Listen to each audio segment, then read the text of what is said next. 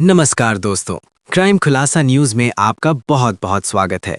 इस वक्त की एक बड़ी खबर उत्तर प्रदेश के जनपद देवरिया से है, जहां पर आजाद अधिकार सेना के कार्यकर्ताओं द्वारा पूर्व आईपीएस अमिताभ ठाकुर को जेल से रिहा किए जाने एवं उन्हें जेड श्रेणी की सुरक्षा मुहैया कराए जाने के साथ साथ संपूर्ण मामले की सीबीआई जांच करवाकर दोषियों को दंडित कराए जाने की मांग को आजाद अधिकार सेना के पदाधिकारी द्वारा किया जा रहे अनिश्चितकालीन धरना प्रदर्शन के दूसरे दिन राष्ट्रीय विकास मंच पार्टी के राष्ट्रीय अध्यक्ष केपी तिवारी उर्फ प्रभाकर तिवारी ने धरना स्थल पर आकर मांगों को न्यायोचित बताते हुए कहा कि पूर्व आईपीएस अमिताभ ठाकुर जी एक ईमानदार अधिकारी थे।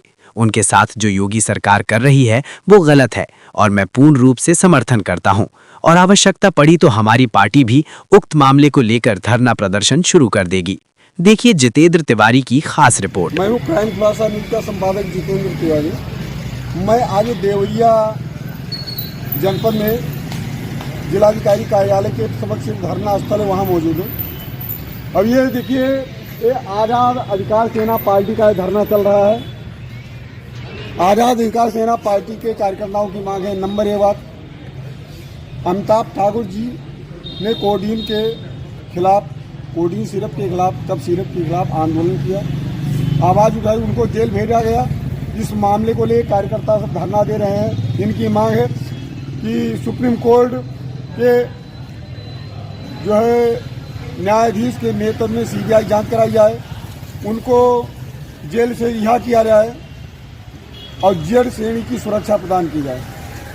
इस बात को लेकर सब धरने पर हैं। और इस धरने के बीच में ये एक महान हस्ती आई हैं जो मेरे बगल में हैं। इनका नाम है श्री केपी तिवारी और प्रभाकर तिवारी। ये एडवोकेट भी हैं।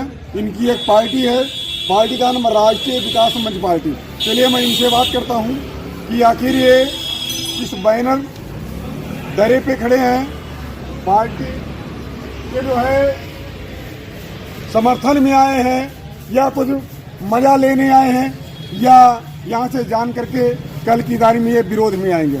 इनसे थोड़ा हम कुछ ना कुछ जानकारी चाहेंगे। दादाजी नमस्कार। नमस्कार। दादाजी ये बताओ, आज जो है आज़ाद अधिकार सेना पार्टी के धरना चल रहा है, यहाँ आप आए हैं, बैनर पे हैं, ये बताइए कि आप समर्थन करने आए हैं कि कैसे, आप कुछ बताइए। देखिए जी, मेरा पेशा तो एडवोकेट है। जी सर, जी जी। लेकिन मैंने 6 मई सन 2012 को पार्टी बनाई, कई स्टेटों में मेरी पार्टी है। राष्ट्रीय विकास मंच पार्टी के राष्ट्रीय अध्यक्ष पीके तिवारी, प्रभाकर तिवारी जी। मैं अमित ठाकुर जी को हमारी पार्टी समर्थन दे रही है। लेकिन अमित ठाकुर जी जो सिरप के बारे में बोले हैं, आईएएस अधिकारी देवरिया जनपद में रहे हैं, अभी फिलहाल यहाँ शिव मंदिर भी बना है, अच्छे कार्य किए, लेकिन उनके खिलाफ एक षड्यंत्र रची जाए। वो अच्छे व्यक्ति हैं, बीजेपी सरकार ने इनको षड्यंत्र रची जा रही है और इनको एक आज़ाद सेना के लीडर भी हैं। जितने लीडर हैं, हम यही कहेंगे, जितने पार्टी के लीडर हैं, राष्ट्रीय अध्यक्ष हैं, सभी अमित ठाकुर के समर्थन में आए, चाहे वो किसी दल का हो, छोटा हो बड़ा हो, कोई भी समर्थन हो। लेकिन अमिताभ ठाकुर जी के अच्छे एक आईएएस है, लेकिन मुझे एक कष्ट हुआ जब देवरिया कोर्ट में पेश किया गया तो यहाँ के कप्तान ने उनको धक्का मार के लेते आए। जब वो आवाज़ दिए कि हमारी जान माल का खतरा है, इस तरह से यहाँ भी वो आईएएस रह चुके हैं। तो हमें जनता से अपील करेंगे देवरिया के कि अमित ठाकुर के धरना स्थल पे इनके कार्यकर्ताओं हैं जो अच्छे व्यक्ति हैं, आईएएस अधिकारी को छुड़ाने के लिए भारी से भारी अनशन पे बैठने की कृपा करें। लेकिन राष्ट्रीय विकास मंच पार्टी के कार्यकर्ता वो लगेंगे, अमित ठाकुर के पूरे समर्थन है।